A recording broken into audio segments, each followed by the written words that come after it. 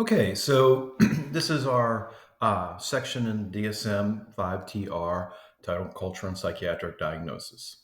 So we're going to take a look here in this video at the just a couple things from the introductory section, and then we're going to start with some terminology, as you see here. Okay, so in terms of the um, introductory part, um, and hopefully you see there's a bit of a flow, or at least to me. I don't know if it was intended, by the authors, but there's a flow from the other conditions section into this section on culture and psychiatric diagnosis. And again, why we're doing this first, to restate the theme, is that we're spending some time looking at the importance of bringing in the social determinants aspects as well as the cultural and social culture aspects into our assessments, so that we're mindful about it going into the sections of disorders or conditions or diagnoses themselves, which will be the rest, we'll spend the rest of our course time on after this section. All right. And this is out of the DSM, a person-centered cultural assessment. You can read it. I think that states perfectly what we're trying to do. I think the cool thing about the 5TR, the text revision version, is that we're beginning to see more social work concepts incorporated here. To the full extent that we would want as social workers, perhaps not. But it is definitely more reflective of what we know to be important in behavioral health clinical work as social workers than certainly any time previously. At least that's my take on it.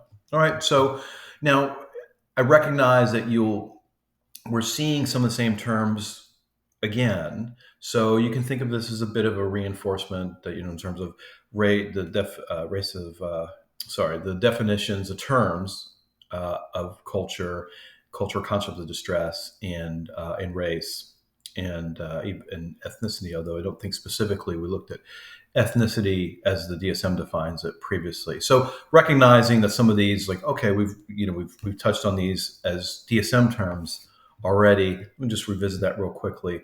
Here, I'm not going to walk through the detailed definition, partly because we've spent some time on it already, and partly you can read this, and I'm highly confident, perfectly well understand it. So let me just call out a couple of things that I took away from these pages in the DSM. So the one thing that the DSM doesn't talk about, that at least I've come to find, and again, this is this aspect, and when you see these things in italics here that are my reflections, are just for your consideration, right? They're not the DSM.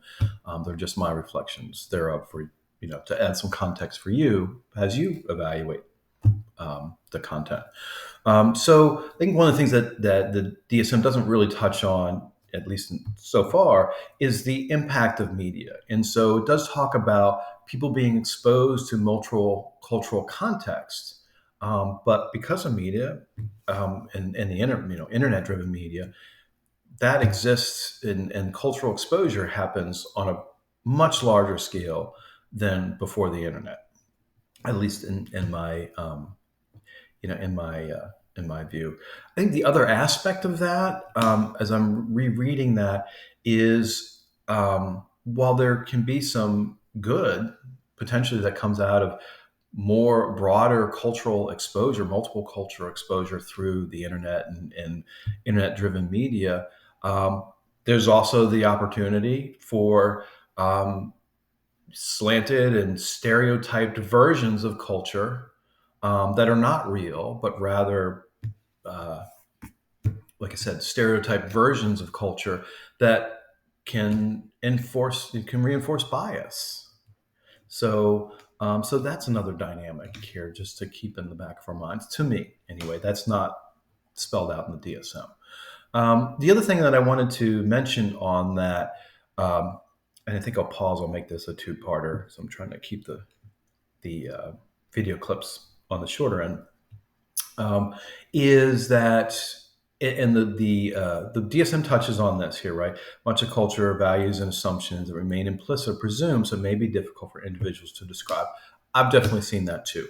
One of the things that we have to remember is that our clients um, don't necessarily. It's not a lot of this stuff, as the DSM states, is not always overt and obvious, and people may not necessarily even be consciously aware about how much stigma is weighing down on them or how much macro issues are weighing down on them.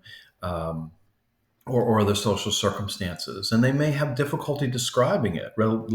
If you're having difficulty with awareness of it, you're certainly going to have difficulty describing it, and you may be fully aware of it but unsure how to articulate it. So for us to create an opportunity for our clients to talk about these things comfortably, to explore, like, well, why, why am I reacting this way, and why does this feel so hard, why do I feel overwhelmed, things like that. That's all in our approach, and I think you develop that approach over time, because you're going to develop your own unique style, just like we talk about, unique plans for our clients, and everybody's an individual. You are also an individual as a social worker and a clinician, so you're going to develop your own style that will, I believe, if you experience anything like mine, will continuously evolve over time.